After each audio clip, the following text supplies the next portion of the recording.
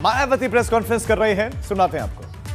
के मुताबिक चलने की बजाय ज़्यादातर आरएसएस के संकीर्ण एजेंडे पर ही चल रही है।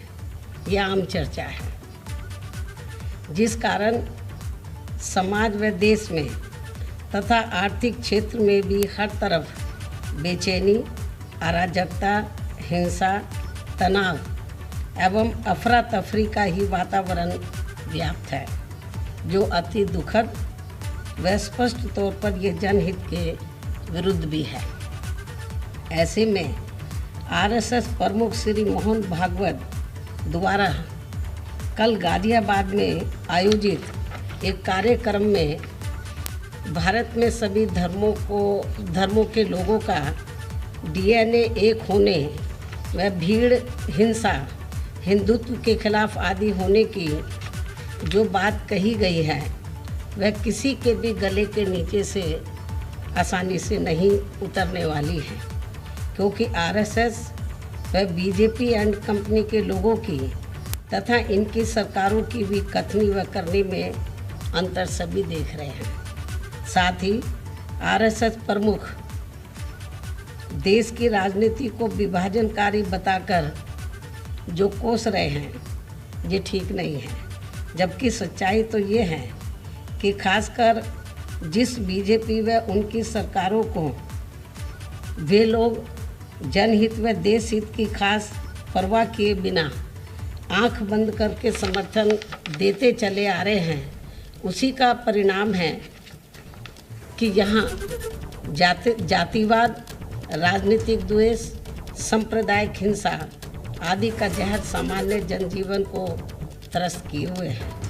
इतना ही नहीं, बल्कि ये भी सर्वविदित है कि बीएसपी को अगर लगता कि बीजेपी सही में आरएसएस के शिकंजे से निकलकर व संवैधानिक सोच के मुताबिक चलकर सर्व समाज एवं सभी धर्मों के लोगों के हित में काम कर सकती है, तो फिर काफ़ी पहले सन 1995 में ही बीएसपी इनका भारी समर्थन ठुकराकर यूपी की सरकार से इस्तीफा नहीं देती। जबकि उस समय सपा की जाति व हिंसावादी राजनीति से तंग आकर कांग्रेस, बीजेपी व अन्य सभी विरोधी पार्टियां बीएसपी की सरकार को बाहर से समर्थन दे रही थी।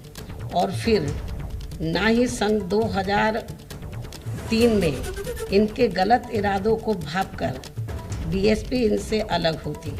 इस प्रकार से बीएसपी इनकी गलत व संकीर्ण नीतियों की सर्वधर्म व सर्व समाज के व्यापक हित में हमेशा ही खुलकर विरोध करती रही है। कहने का तात्पर्य यह है कि कुल मिलाकर आरएसएस के सहयोग व समर्थन के बिना बीजेपी का अस्तित्व कुछ भी नहीं है। फिर भी आरएसएस अपनी कही गई बातों को बीजेपी व इनकी सरकारों से लागू क्यों नहीं करवा पा रही है, जो इन्होंने कल बातें कही हैं। यहाँ ये भी गंभीरता से सोचने की बात है। इसलिए इससे ये स्पष्ट होता है कि आरएसएस की कथनी व करनी में काफ़ी ज़मीन आसमान का अंतर है। खासकर जातिवाद, सांप्रदायिक व धार्मिकता आदि के मामले में ये लोग जो कहते हैं, करते ठीक उसका उल्टा है, जो ये सभी को मालूम है। संक्षेप में अब मेरा यही कहना है कि आरएसएस प्रमुख का कल दिया गया ताज़ा बयान वास्तव में लोगों को न केवल अविश्वसनीय लगता है, बल्कि मुंह में राम बगल में छुरी ही ज़्यादा लगता है। ऐसे में स्वाभाविक तौर पर जब तक आरएसएस, बीजेपी एंड कंपनी व इनकी सरकारों की संकीर्ण सोच व कार्यशैली आदि में सही सर्व समाज हितैषी संवैधानिक परिवर्तन नहीं आएगा, तो तक इनकी बातों पर खासकर मुस्लिम समाज द्वारा विश्वास करना बहुत मुश्किल लगता है।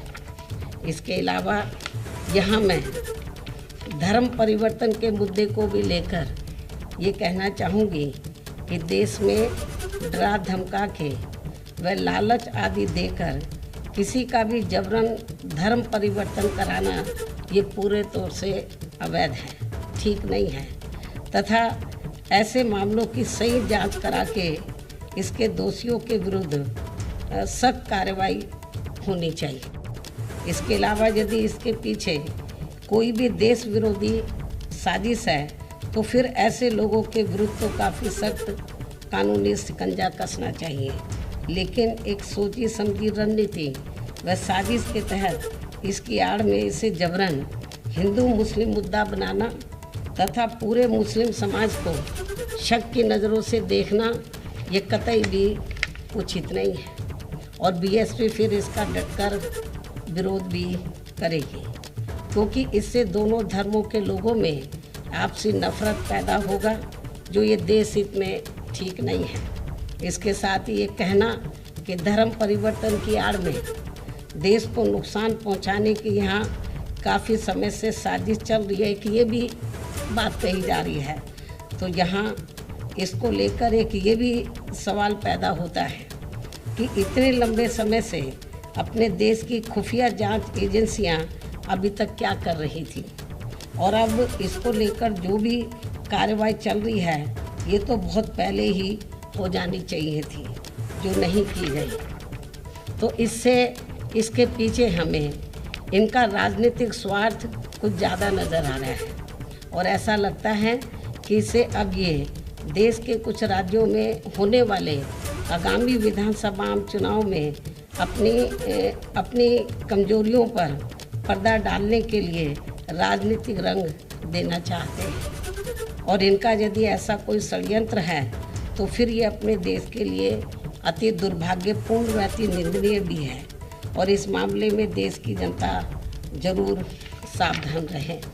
इसके अलावा यहाँ मैं ये भी कहना चाहूँगी, ख़ास तौर से यूपी गवर्नमेंट के संबंध में ये भी कहना चाहूँगी कि यूपी की वर्तमान भाजपा सरकार द्वारा अधिकांश जातिगत, धार्मिक व राजनीतिक द्वेष की भावना से अभी तक जिन मामलों में भी जिनकी संपत्ति जब्त व ध्वस्त की गई है उनमें ज़्यादातर मुस्लिम लोग प्रभावित हुए हैं, ऐसा मुस्लिम समाज व आम लोगों का भी मानना है। लेकिन इससे इनमें असुरक्षा की भावना पैदा हो रही है, ख़ासतौर से मुस्लिम समाज में, जो ये ठीक नहीं है। इस संबंध में बीएसपी का ये भी कहना है कि यदि इसमें ऐसी कुछ भी सच्चाई है तो ये उचित नहीं हो रहा है, जो ये सरकार की कार्यशैली पर अनेकों सवाल खड़े करता है तथा बीएसपी इसकी कड़े शब्दों में निंदा भी करती है। इन्हीं ज़रूरी बातों के साथ ही अब मैं अपनी बात यहीं समाप्त करती हूँ। धन्यवाद। सुप्रीमो मायावती की प्रेस कॉन्फ्रेंस और बसपा ने एक एक करके कई मसलों पर अपना बयान जारी किया। सबसे पहले उन्होंने आरएसएस चीफ सरसंघ चालक मोहन भागवत के बयान, उनके कथन को उल्लेख करते हुए निशाना साधा और आरएसएस पर निशाना साधते हुए कहा कि आरएसएस की राह पर बीजेपी भी चल रही है, कथने और करने में बड़ा अंतर है। उनका जो बयान आया वो बयान सही नहीं है, जिसमें उन्होंने डीएनए का जिक्र किया कि भारत में रह रहे सभी लोगों का किसी भी धर्म से, चाहे वो है उनका मजहब भले अलग अलग हो, लेकिन डीएनए एक। वहीं बीजेपी पर निशाना साधते हुए कहा कि आरएसएस के एजेंडे पर आगे चल रहे धर्मांतरण के मामले में कहा कि सभी मुस्लिम समुदाय के लोगों को, सभी को एक चश्मे से नहीं देखना चाहिए, हिंदू मुस्लिम मुद्दा बनाना गलत है। मायावती ने ये बात कही है। मोहन भागवत की बात किसी के गले से नहीं उतरने वाली है, ये भी उन्होंने कहा कि गले से उतरने वाली बात उन्होंने कही नहीं है और फर्क है कथनी और करनी में। धर्मांतरण के मामले को भी उन्होंने गलत माना कि लालच देकर जोर जबरदस्ती करना, ये सब गलत है। और सूत्रों के हवाले से इस वक्त दिल्ली से बड़ी खबर मिल रही है और इसी हफ्ते हो सकता है मोदी कैबिनेट का विस्तार। सूत्रों के हवाले से बड़ी खबर, 17 से 22 नए मंत्री शपथ ले सकते हैं। सूत्रों के हवाले से इस वक्त की बड़ी खबर दिल्ली से, उत्तर प्रदेश से 3 से 4 नेता मंत्री बनाए जा सकते हैं, जिसमें अपना दल से अनुप्रिया पटेल अब मंत्री बनाए जा सकती हैं। ये इस वक्त दिल्ली से बड़ी खबर, कैबिनेट विस्तार हो सकता है और उत्तर प्रदेश से भी कई चेहरों को जगह मिल सकती है मोदी कैबिनेट में। और इसी हफ्ते मोदी कैबिनेट का विस्तार हो सकता है। 17 से 22 नए मंत्री शपथ ले सकते हैं और जिन राज्यों में चुनाव है आने वाले वक्त में उन राज्यों के भी कुछ चेहरे कैबिनेट का हिस्सा बन सकते हैं। इस वक्त की यही बड़ी खबर है। बड़ी खबर दिल्ली से मिल रही है। 17 से 22 नए मंत्री शपथ ले सकते हैं। इसमें 3 से 4 नेता ऐसे बताए जा रहे हैं जो कि उत्तर प्रदेश से हो सकते हैं। अपना दल, बीजेपी की सहयोगी दल अपना दल से अनुप्रिया पटेल मंत्री बनाई जा सकती है। इस वक्त की ये बड़ी खबर है। विस्तार के लिए तारीखों को लेकर भी अटकल है कि आने वाले समय में जल्द ही ये कैबिनेट विस्तार हो सकता है। 17 से 22 नए मंत्री बनाए जा सकते हैं और इसमें भी उत्तर प्रदेश के कुछ चेहरे मोदी कैबिनेट का हिस्सा हो सकते हैं। अनुप्रिया पटेल का नाम सामने आ रहा है कि उनको मोदी कैबिनेट में जगह मिल सकती है। क्या पोजीशन उनकी होगी यह भी क्लियर नहीं है, लेकिन ऐसा कहा जा रहा है कि हो सकता है कि उनको मोदी कैबिनेट का हिस्सा बना दिया जाए। मोदी कैबिनेट का विस्तार हो सकता है। सूत्रों के हवाले से इस वक्त की बड़ी खबर है। काफी पद खाली है मोदी कैबिनेट में इस वक्त और 17 से 22 लोगों को कैबिनेट का हिस्सा बनाया जा सकता है। इन सांसदों को कैबिनेट का हिस्सा बनाया जा सकता है। सूत्रों के हवाले से यह दिल्ली से इस वक्त की बड़ी खबर है। मोदी कैबिनेट का विस्तार हो सकता है और इसी हफ्ते मोदी कैबिनेट का विस्तार संभव है। इसी हफ्ते मोदी कैबिनेट का विस्तार हो सकता है और 17 से 22 नए चेहरे हो सकते हैं शामिल। कौन कौन होगा ये वक्त बताएगा, लेकिन अभी अनुप्रिया पटेल का नाम आ रहा है कि उनको कैबिनेट का हिस्सा बनाया जा सकता है। सहयोगी दलों को भी अब कैबिनेट में शामिल कर सकती है मोदी सरकार। कुछ बड़े चेहरे को अलग अलग जातीय समीकरण उत्तर प्रदेश के लिहाज से बिठाए जा सकते हैं, बनाए जा सकते हैं, कैबिनेट का हिस्सा बनाया जा सकता है उनको। तो 17 से 22 मंत्री ले सकते हैं शपथ। कैबिनेट मंत्री उनको बनाया जा सकता है और अभी अनुप्रिया पटेल का नाम सामने आ रहा है। अपना दल से अनुप्रिया पटेल को कैबिनेट में, मोदी कैबिनेट में जगह मिल सकती है। दिल्ली से बड़ी खबर, मोदी कैबिनेट का विस्तार जल्द हो सकता है और इसी हफ्ते की अटकलें लगाए जा रहे हैं। इसी हफ्ते मोदी कैबिनेट का विस्तार हो सकता है जिसमें कई चेहरों को शामिल किया जा सकता है। विशेष तौर पर जिन राज्यों में विधानसभा के चुनाव होने हैं 2022 में, उन राज्यों से शामिल किए जा सकते हैं लोग, सांसद मोदी कैबिनेट में। सूत्रों के हवाले से बड़ी खबर, मोदी कैबिनेट में विस्तार की इस वक्त की बड़ी खबर मिल रही है। मोदी कैबिनेट में विस्तार हो सकता है और उत्तर प्रदेश के लिहाज से जो बड़ी खबर मिल रही है कि 3 से 4 नेता ऐसे हैं जिनको कैबिनेट में जगह मिल सकती है। सूत्रों के हवाले से ये इस वक्त की बड़ी खबर और इसी हफ्ते कैबिनेट का विस्तार संभव है। इसी हफ्ते कैबिनेट का विस्तार हो सकता है। अविनाश तिवारी हमारे संवाददाता खबर पर ज्यादा जानकारी देंगे। अविनाश, कब तक हो सकता है मोदी कैबिनेट का विस्तार? कौन कौन ले सकता है शपथ? किन किन राज्यों से हो सकते हैं मोदी कैबिनेट का हिस्सा सांसद? देखिए राजू, अगर बात करें तो प्रधानमंत्री नरेंद्र मोदी लगातार सभी मंत्रियों के कामकाज की समीक्षा कर चुके हैं और कैबिनेट विस्तार जो पिछले कई वर्षों से ड्यू पड़ा हुआ है, जब से सरकार बनी है तब से पूरा कैबिनेट नहीं रखा गया था, इसलिए अब कैबिनेट विस्तार होने जा रहा है। लगभग 22 मंत्रियों के शपथ लेने की जो सूचना आ रही है, 7 या 8 जुलाई को इस विस्तार पर मुहर लग सकती है। यानी कि 7 या 8 जुलाई से अब आगे की तारीख नहीं पड़ेगी, इसी तारीख में कैबिनेट का विस्तार हो जाएगा। उत्तर प्रदेश से जो बड़ी खबर आ रही है कि जिस तरीके से अनुप्रिया पटेल लगातार गृह मंत्री अमित शाह से बातचीत करती रही हैं और अपने लिए केंद्र में जगह मांगती रही हैं, इसमें उनके शामिल होने की पूरी सूचना है कि अनुप्रिया पटेल केंद्र में मंत्री बनाई जाएंगी और उत्तर प्रदेश से 3 और 4 अन्य सांसदों को भी मंत्री बनाया जाएगा, जो कि चुनावी वर्ष है, लिहाजा ऐसे में इस बात को ध्यान में रखते हुए उत्तर प्रदेश को खास तरजीह दी जाएगी।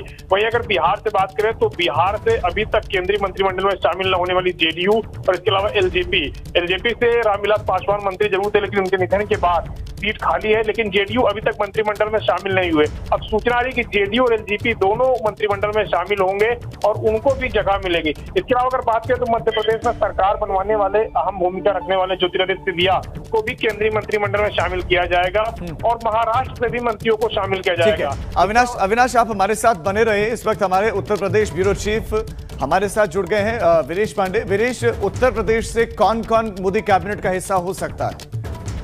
देखिए, अगर हम बात करें तो चुनावी वर्ष को ख्याल में करते हुए मोदी कैबिनेट के विस्तार में उत्तर प्रदेश में जगह दी जाएगी। एक ब्राह्मण चेहरे को जगह दी जाएगी, जिसमें हरीश द्विवेदी जो बस्ती के सांसद हैं उनका नाम है, राष्ट्रीय मंत्री हैं वो, नड्डा की जो कमेटी है उसमें। साथ ही साथ एक पिछड़े को भी मंत्री बनाया जा सकता है। विनोद सोनकर का भी नाम है कि विनोद सोनकर जो है वो दलित समुदाय से आते हैं और बड़े नेता हैं यूपी भाजपा के, उनको भी बनाया जा सकता है मंत्री। साथ ही पश्चिमी उत्तर प्रदेश से किसी को बनाया जा सकता है, एक जाट नेता को भी शामिल किया जा सकता है। तो 4-5 ऐसे लोग हैं जिनको शामिल करने पर विचार किया जा रहा है। जहां तक पूर्वांचल, मध्य, पश्चिम और बुंदेलखंड को साधने की कोशिश की जाएगी, बुंदेलखंड से भी एक मंत्री बनाए जाने की बात की जा रही है। तो उत्तर प्रदेश में कम से कम 4-5 मंत्री ऐसे हैं जो उत्तर प्रदेश से मोदी मंत्रिमंडल में जा सकते हैं, इसकी संभावना है।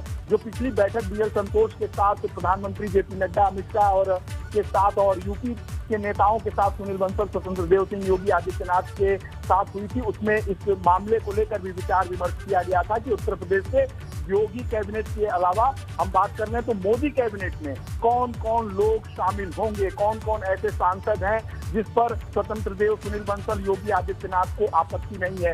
एक सेम पेज पर आने की कोशिश की गई थी। हरीश द्विवेदी ब्राह्मण फेस के तौर पर शामिल किए जा सकते हैं मोदी मंत्रिमंडल में, विनोद सोनकर शामिल किए जा सकते हैं और साथ ही साथ पश्चिमी उत्तर प्रदेश से एक जाट चेहरा भी शामिल किया जा सकता है और एक पिछड़े नेता को भी शामिल करने की बात की जा रही है। लेकिन ये चेहरा कौन होगा ये अभी स्पष्ट नहीं हो सका है। लेकिन हरीश द्विवेदी, विनोद सोनकर दो ऐसे नाम हैं जिनकी प्रबल संभावना बताई जा रही है। जी विनीश, बड़ी खबर आप दे रहे हैं, आप हमारे साथ बने रहिए। अविनाश हमारे साथ लगातार बने हुए।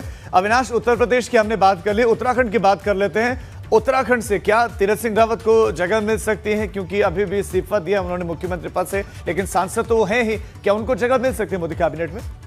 देखिए, उत्तराखंड की अगर बात करें तो दोनों मुख्यमंत्रियों के नाम पे चर्चा है, त्रिवेंद्र सिंह रावत और तीरथ सिंह रावत। इन दोनों में से एक को मुख्यमंत्री बनाया जाएगा और काफी महत्वपूर्ण देखना होगा कि इनमें से किसको जगह मिलती है, क्योंकि हालांकि अभी हाल में इस्तीफा तीरथ सिंह रावत ने दिया है और जब वो इस्तीफा दिए थे तो उसके पहले उन्होंने गृह मंत्री अमित शाह और पार्टी के राष्ट्रीय अध्यक्ष जेपी नड्डा से मुलाकात की थी। जो वहां से हमको संकेत मिले थे, जो सूत्रों से जानकारी मिली थी, वो ये कहा गया था तीरथ सिंह रावत को कि उनको केंद्रीय मंत्रिपरिषद में शामिल किया जाएगा। वही अगर उत्तर प्रदेश की बात करें तो पश्चिमी उत्तर प्रदेश से जो नाम निकल कर आ रहा है मंत्रिमंडल में, वो पंकज चौधरी के निकल के आ रहा है, क्योंकि 7 से 8 बार वो लोकसभा सांसद रहे हैं। तो इसलिए इनकी सीनियरिटी को भी ध्यान में रखते हैं और चूंकि जाट समुदाय से आते हैं और जाट समुदाय जिस तरीके से लगातार नाराज है पश्चिमी उत्तर प्रदेश में भारतीय जनता पार्टी से, तो उनको भी जगह मिलने की उम्मीद बताई जा रही है। जो हमारे सूत्र है वो जानकारी दे रहे हैं कि पंकज चौधरी को भी केंद्रीय मंत्रिमंडल में जगह दी जा सकती है पश्चिमी उत्तर प्रदेश में चुनाव को ध्यान में रखते हुए। तो ये एक जो मोदी मंत्रिमंडल का जो विस्तार होना है उसका स्वरूप लगभग तय कर लिया गया है, बस अब औपचारिकता रह गई है 7 या 8 जुलाई को, यानी कि औपचारिक ऐलान होना बाकी है। एक बार फिर से विनीश का रुख कर लेते हैं। विनीश, यानी कि वो समुदाय जो लगातार नाराज चल रहा है, जाट समुदाय, किसानों का प्रोटेस्ट लगातार चल रहा है, उनको रिझाने का प्रयास हो सकता है। ठाकुर और ब्राह्मण की राजनीति, ब्राह्मण नाराज चल रहे हैं ऐसा कहा जा रहा है, उनको रिझाने के लिए प्रयास और पिछड़ों को भी रिझाने के लिए उनका एक सदस्य मोदी कैबिनेट का हिस्सा बन सकते हैं। देखिए राजीव, सामाजिक, धार्मिक और जो समीकरण है उसे साधने की कोशिश जब भी मंत्रिमंडल का विस्तार होता है तो किया जाता है, क्योंकि राजनीतिक पार्टियां उन्हें चुनाव भी लड़ना होता है, इसलिए सारे समीकरणों का ख्याल किया जाता है। क्योंकि धार्मिक समीकरण भी रखे जाते हैं, सामाजिक समीकरण भी रखे जाते हैं, क्षेत्रीय समीकरण को भी साधने की कोशिश की जाती है। 2022 में यूपी में विधानसभा का चुनाव है और मोदी मंत्रिमंडल में जो भी शामिल होगा उसकी एक महत्वपूर्ण भूमिका होगी, इसलिए 4 मंत्री यूपी से शामिल किए जा सकते हैं मोदी मंत्रिमंडल में। और जो प्रबल नाम हमने आपको बताया उसमें एक अनुप्रिया पटेल जो गठबंधन की सदस्य हैं, गठबंधन की अध्यक्ष हैं अनुप्रिया पटेल, उन्हें भी शामिल किया जा सकता है। पिछली मुलाकात जो अमित शाह से उनकी हुई थी उसमें अनुप्रिया पटेल को ये आश्वासन दिया गया था, सोर्सेज से ये खबर है मेरे पास, कि अनुप्रिया पटेल को ये कहा गया था कि वो मंत्री बनाई जाएंगी, क्योंकि उनकी बहुत दिनों से मांग है। 2019 में चुनाव जीतने के बाद अनुप्रिया पटेल मंत्रिमंडल से बाहर हैं और ऐसे में उन्हें शामिल किया जा सकता है। हरीश द्विवेदी, विनोद सोनकर, जैसा कि हमारे साथी अविनाश तिवारी ने बताया कि पंकज चौधरी, ऐसे कई नाम हैं, लगभग जो 4-5 नाम हैं जिनको 4 से 5 आप नाम बता रहे हैं जिनको मोदी कैबिनेट का हिस्सा बनाया जा सकता है। विनीश आपका और अविनाश आपका बहुत शुक्रिया इस तमाम जानकारी के लिए। 28 पद खाली हैं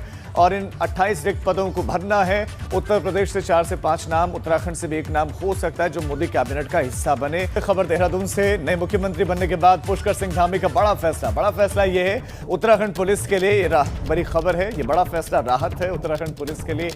सिपाहियों के ग्रेड पे के मामले में मुख्यमंत्री का सकारात्मक बयान। जल्द ही सिपाहियों के ग्रेड पे को लेकर सरकार लेगी फैसला। कैबिनेट की उप समिति बना दी गई है और उस पर चर्चा होगी। ग्रेड पे को लेकर बहुत जल्द फैसला। आपने भी पहले पत्र लिखा था और क्या अब उनकी समस्या का निदान होगा? उस पर हम लोग कैबिनेट की हम लोगों ने उप समिति बना दी है, उस पर चर्चा होगी। सर, आपने एक पत्र लिखा था डीजीपी को ग्रेड पे को लेकर, आपने भी पहले पत्र लिखा था और क्या अब उनकी समस्या का निदान होगा? उस पर हम लोग कैबिनेट की हम लोगों ने उप समिति बना दी है, उस पर चर्चा होगी। सर, आपने एक पत्र लिखा था डीजीपी को ग्रेड पे को लेकर, आपने भी पहले पत्र लिखा था और क्या अब उनकी समस्या का निदान होगा? उस पर हम लोग कैबिनेट की हम लोगों ने उप समिति बना दी है। नए मुख्यमंत्री पुष्कर सिंह धामी ने देहरादून में राशन किट से भरी हुई 11 गाड़ियों को हरी झंडी दिखाई। इस दौरान उन्होंने कहा कि कोरोना के कारण लोगों को बहुत नुकसान हुआ है, लोगों के सामने रोजी रोटी का संकट खड़ा हो गया है। हमारी सरकार ऐसे लोगों को हर संभव मदद पहुंचाएगी।